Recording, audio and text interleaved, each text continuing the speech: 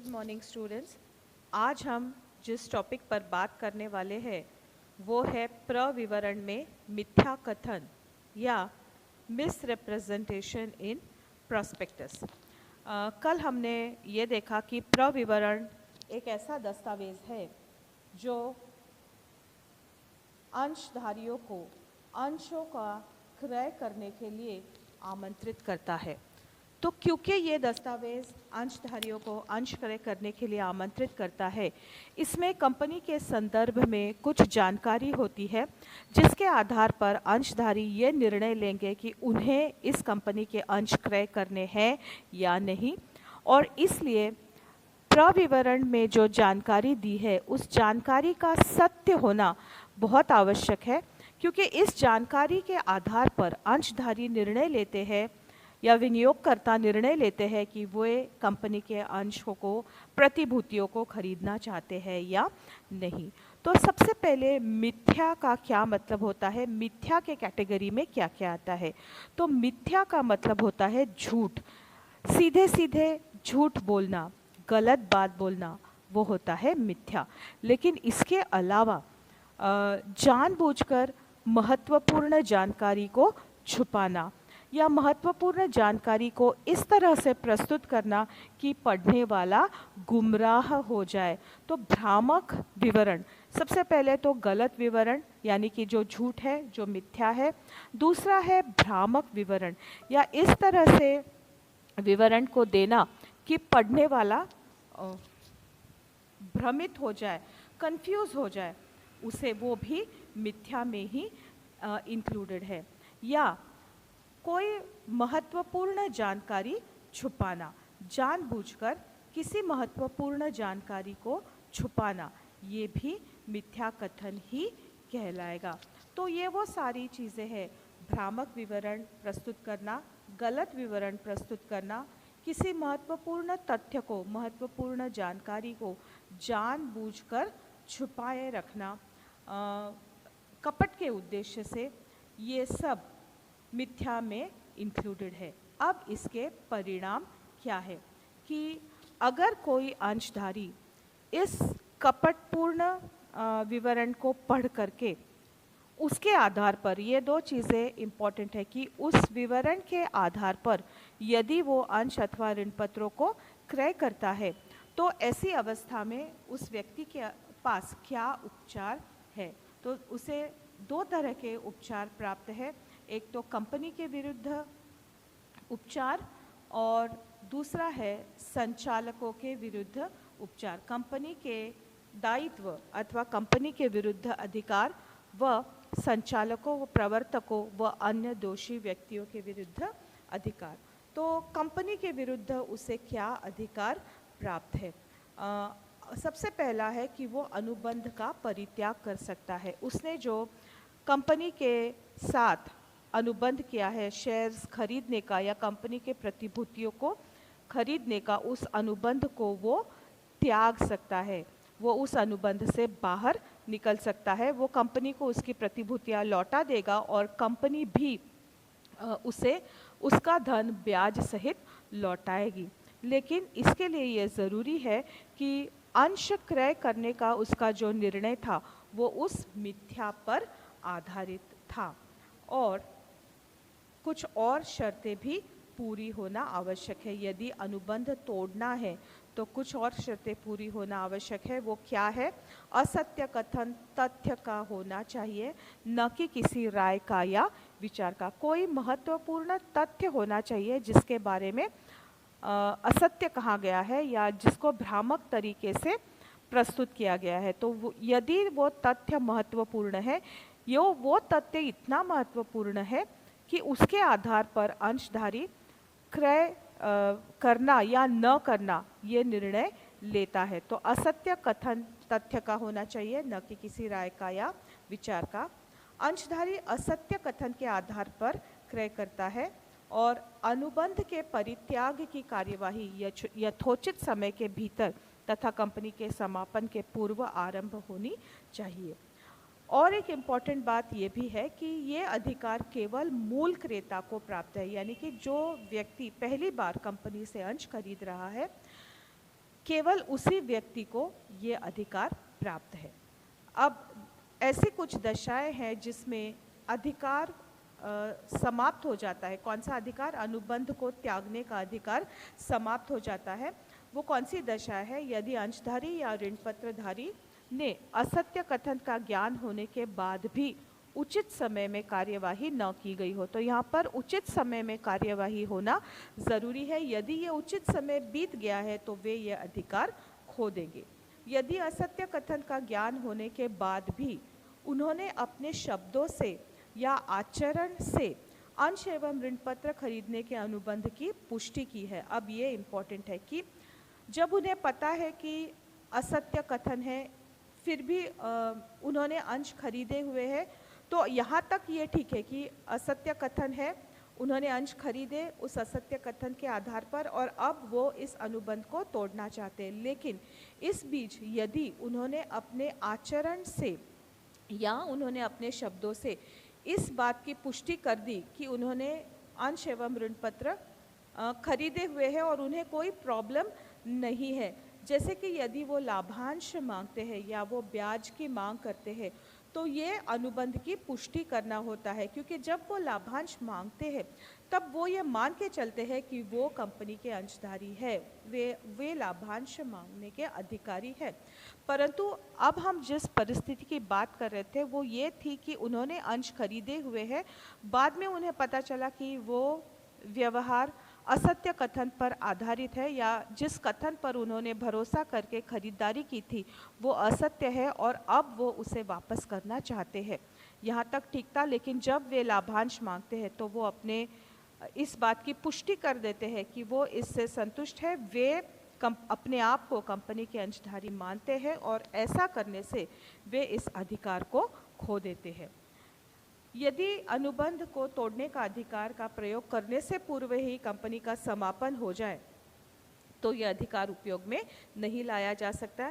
यदि आवंटिती एक अनुभवी व्यक्ति है, एक विशेषज्ञ है जो प्रविवरण के कथन से गुमराह नहीं हो सकता, तो वो विक्टिम कार्ड प्ले नहीं कर सकता। यदि वो एक अनुभवी व्यक्ति है, यदि वो एक विशेषज्ञ व्यक्ति है जो असत्य कथन से गुमराह नहीं हो सकता।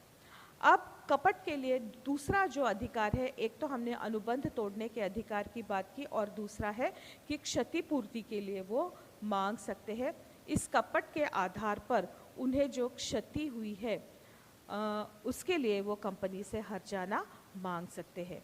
अब हम दूसरा देखते हैं कि संचालकों, प्रवर्तकों तथा अन्य दोषी व्यक्तियों के विरुद्ध क्या अधिकार है। तो यहाँ पे हमें सबसे पहले ये देखना है कि दोषी किसको ठहराया जा सकता है। तो कंपनी अधिनियम 2013 की धारा 35 के अनुसार निम्नलिखित व्यक्तियों को असत्य कथन के लिए दोषी माना जाएगा।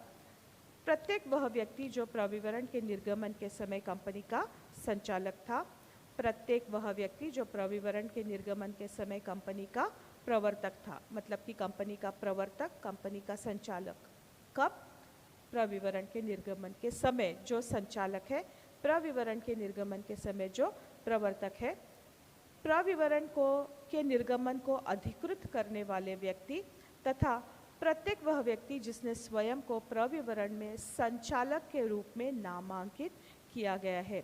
तो वो व्यक्ति जो प्रविवरण के निर्गमन के समय संचालक है, वो व्यक्ति जो प्रविवरण के निर्गमन के समय प्रवर्तक है, वो व्यक्ति जिन्होंने प्रविवरण के निर्गमन को अधिकृत किया है और वो व्यक्ति जिन्होंने स्वयं के नाम को संचालक के रूप में नामांकित किया है, वे सभी व्यक्ति उत्तरदायी होंगे, कपट के उत्तरदायी होंगे।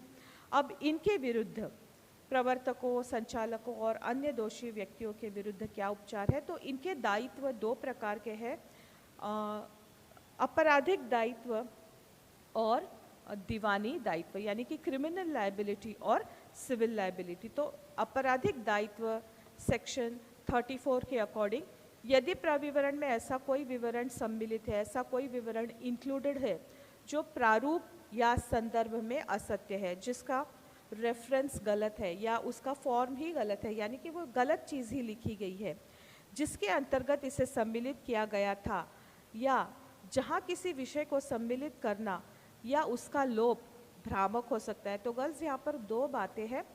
एक विषय को सम्मिलित करना है या विषय को जानबूझकर नहीं सम्मिलित करना, उसका लोप करना, ये दोनों ही जो या तो उसमें कुछ जोड़ना या उससे कुछ घटाना, उसे भ्रामक बनाने के उद्देश्य से।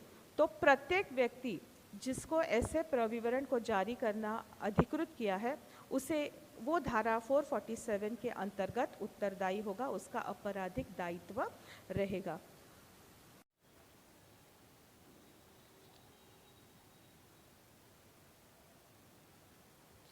तो प्रविवरण में जो मिथ्या कथन है उसके लिए आपराधिक दायित्व क्या है? तो सेक्शन 63 के अकॉर्डिंग उसे 50,000 रुपये तक का अर्थदंड, जो दोषी व्यक्ति है उन्हें 50,000 रुपये तक का अर्थदंड और 2 वर्ष का कारावास हो सकता है। और सेक्शन 68 के अकॉर्डिंग यदि वो जानबूझकर गलत जानकारी देता है या अपने काम में नेग्लिजेंस के वजह से गलत जानकारी प्रस्तुत हो गई है, तो उन्हें 1 लाख तक का अर्थदंड और 5 साल तक का कारावास हो सकता है।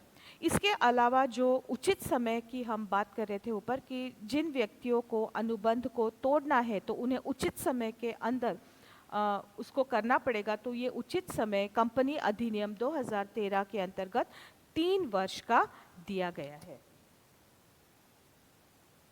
ज़रूरी नहीं है कि हर बार कपट से ही कुछ किया जाता है, कभी कभी गलती से भी होता है, जानबूझ के नहीं किया होता है। तो ऐसे समय में वो व्यक्ति कैसे अपने दायित्व से मुक्त हो सकता है? तो उसे सिद्ध करना पड़ेगा कि ऐसा विवरण या भूल गैर महत्वपूर्ण था, जो हुआ है वो या जो असत्य है वो तथ्य के बारे में नहीं है, वो किसी गैर महत्वपूर्ण मुद्दे के बारे में है। उस व्यक्ति के पास उस समय, जिस समय प्रविवरण जारी किया गया, उस समय उसके पास उस चीज़ पर विश्वास करने के लिए उचित आधार था। तो ये सब उसको प्रूव करना पड़ेगा। ऐसा विवरण जारी होने के समय उस चीज़ के सत्य होने पर उसका विश्वास था और उसका सम्मिलित करना या सम्मिलित न करना आवश्यक था। यानी कि जो किया गया उसमें कुछ जोड़ा गया या उसमें से कुछ हटाया गया तो वो करना आवश्यक था। अगर वो ये चीज़ें प्रूव कर दे तो वो अपने दायित्व से बच सकता है। और उसके बाद है प्रविवरण में मिथ्या कथन के लिए दीवानी दायित्व। तो दीवानी दायित्व में क्या आता है? फिर से एक बार वही व्यक्ति जिम्मेदार होंगे जो निर्देशक है, संचालक है, जो अपने जो प्रविवरण के निर्गमन को अधिकृत करते हैं और जो अपना नाम उसमें भावी संचालक के रूप में डालते हैं, वे सभी लोग फिर से उत्तरदायी ठहराए जाएंगे। धारा 26 उपधारा 5 के संदर्भ में यदि ये विशेषज्ञ है और इनकी अनुमति से प्रविवरण जारी किया गया है तो वे भी उत्तरदायी होंगे। अब धारा 35 के प्रावधानों के अनुसार दंड के अतिरिक्त प्रत्येक व्यक्ति जिसको हानि हुई है क्षतिपूर्ति करने के लिए दायी होता है। वो दायित्व से कैसे मुक्ति पा सकते हैं ये हमने ऑलरेडी पढ़ा हुआ है, लेकिन कंपनी यहाँ पे और 2 पॉइंट्स है। कंपनी में निर्देशक बनने की सहमति देने के बाद परंतु प्रविवरण जारी होने से पहले उन्होंने अपनी सहमति वापस ले ली थी। तो जो व्यक्ति जिन्होंने प्रविवरण के निर्गमन को ऑथराइज किया है, जिन्होंने प्रविवरण के निर्गमन की सहमति दी है, वो ये इस बात को यदि वो प्रूफ कर दे कि निर्देशक बनने के लिए सहमति देने के बाद, संचालक बनने की सहमति देने के बाद, परंतु प्रविवरण के निर्गमित होने के पहले उन्होंने अपनी सहमति वापस ले ली थी तथा यह प्रविवरण उसके अधिकार या उसकी सहमति के बिना जारी किया गया था, यदि वो व्यक्ति ये प्रूव कर दे तो वो दायित्व से मुक्त हो सकता है। और सेकंड पॉइंट है कि प्रविवरण उसकी जानकारी या सहमति के बिना जारी किया गया था एवं इसके जारी होने की जानकारी के बाद उसे एक उचित सार्वजनिक सूचना दी थी कि वह उसकी जानकारी या सहमति के बिना जारी किया गया था। तो ये सेकंड पॉइंट है कि अगर वो व्यक्ति ये प्रूव कर दे कि प्रविवरण उसकी जानकारी या सहमति के बिना जारी किया गया था, और जब उसे पता चला कि ये इस तरह से उसकी सहमति या जानकारी के बिना जारी कर दिया गया है, तो उसने इस संदर्भ में एक सार्वजनिक सूचना दी थी कि प्रविवरण उसके सहमति या जानकारी के बिना ही जारी कर दिया गया है। तो जो दोषी व्यक्ति है, जो दोषी लोगों की हमने लिस्ट देखी, उन्होंने ये प्रूव करना है कि प्रविवरण उनके सहमति के बिना जारी किया गया था। जब उन्हें पता चला कि उनकी सहमति के बिना ये जारी किया गया है, तो उन्होंने उस संदर्भ में एक सार्वजनिक सूचना दी थी। और जो व्यक्ति संचालक है, वो ये प्रूव कर दे कि संचालक बनने की सहमति देने के बाद, परंतु प्रविवरण जारी होने से पहले, उन्होंने अपने संचालक बनने की सहमति को वापस ले लिया था। संचालक बनने की सहमति को नहीं, उन्होंने अपनी सहमति को वापस ले लिया था, और प्रविवरण उसके अधिकार या उसके सहमति के बिना ही जारी कर दिया गया है। तो यदि वो इस तरह से प्रूव कर दे, तो वो अपने दायित्व से बच सकते हैं। तो ये थे प्रविवरण में मिथ्या कथन के अर्थ और उसके दायित्व। उम्मीद करती हूँ कि आपको समझ में आया है, और इसका जो और पार्ट है वो हम इसी के अगले आने वाले वीडियो में पढ़ेंगे। तो आज के लिए मेरी तरफ से इतना ही। आप सबका बहुत बहुत धन्यवाद। Bye bye.